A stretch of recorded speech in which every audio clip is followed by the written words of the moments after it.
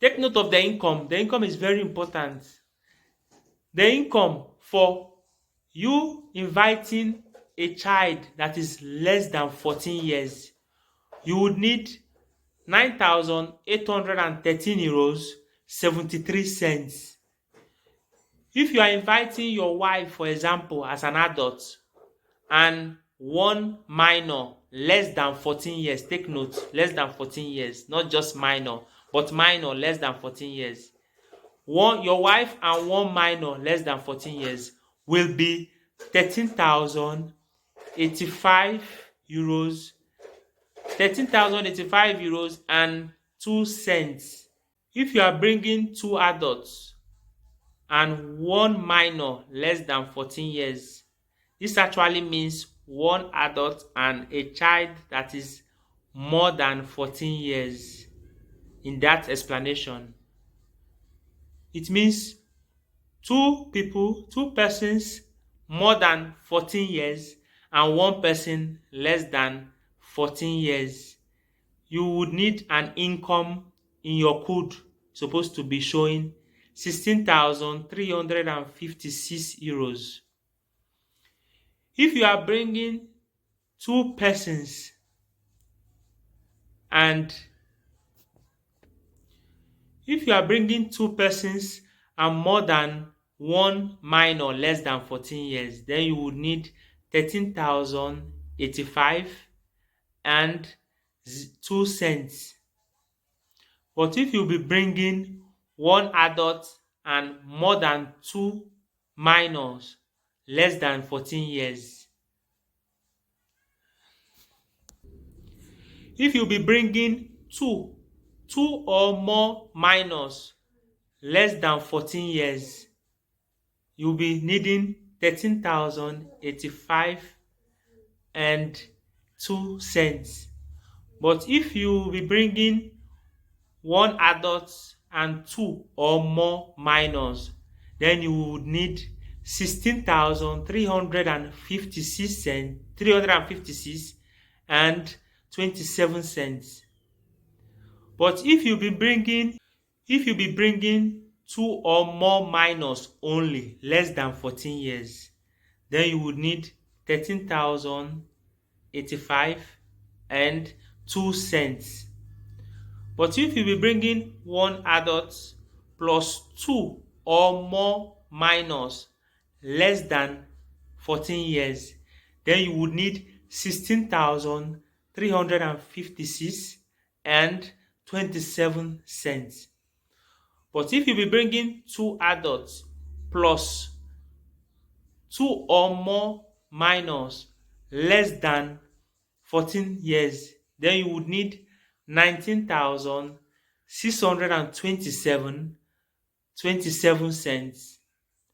But if you be bringing three family members, three adults or three family members plus two or more minors less than 14 years, then you would need 22,898 and 78 cents for your code.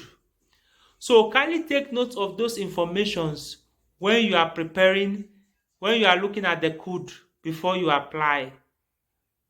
Make sure you look properly how many people you are bringing and if the code is okay before you apply. For income, make sure you are also prepare your work contratto di lavoro. Either your work contract is determinato or a tempo indeterminato, or even if your contract is expired, as I told you. Make sure you take note of this. Also take note that you will need your last three buste paga, which is your last 3 months pay slip. For example, if you are applying in the month of September, you would need your pay slip, your last 3 pay slips for the month of August, July, and June to attach to the request. If you don't have a job, don't worry. When they call you for an integration, by then you have a job and you give them the busta paga. Modello S2, se sei ospite e devi ricongiungere un familiare. The S2 is a form that the owner of the house where you will be accommodating your family members has to fill the form and sign the form. He has to sign the form giving a consent saying he's accommodating or is accepting the family members to be accommodated there. And the owner, the person that is filling that form or signing the form, the esedue, has to provide his or her carta de identità. But take note, if the person is not an Italian, then the person has to also add the permesso di soggiorno. Modello S1, se ospite e devi ricongiungere solo il figlio minore degli anni 14. This one is actually saying if the person is accommodating a minor less than 14 years, then you have to use only the S1 form. The S1 form is a paper. You give it to the person accommodating or the owner of the house, the person that is accommodating the minor less than 14 years. We have to sign and fill the form, the consent of the person, of the minor or the minors coming to live in that house. And the person has to provide his or her identity card, carta de identità, and also if the person is a foreigner, then the person has to also provide the permesso di soggiorno in corso di validità. It means the permit that is still valid. Modello S3. Modello S3 is for workers. Un lavoratore subordinato. If you are working for someone, then you would need S3. The S3 form has to be filled by your datore di lavoro, which is your employer. Your employer has to fill the form to show that you are still working with him. Even if you've worked in that place and you don't have your CUD, if you work in that place less than a year and you have no CUD yet, then that person will fill that form and indicate also an estimate of your income for the whole year. Documento di riconoscimento del proprietario e del lavoro e del datore di lavoro. I've already said it.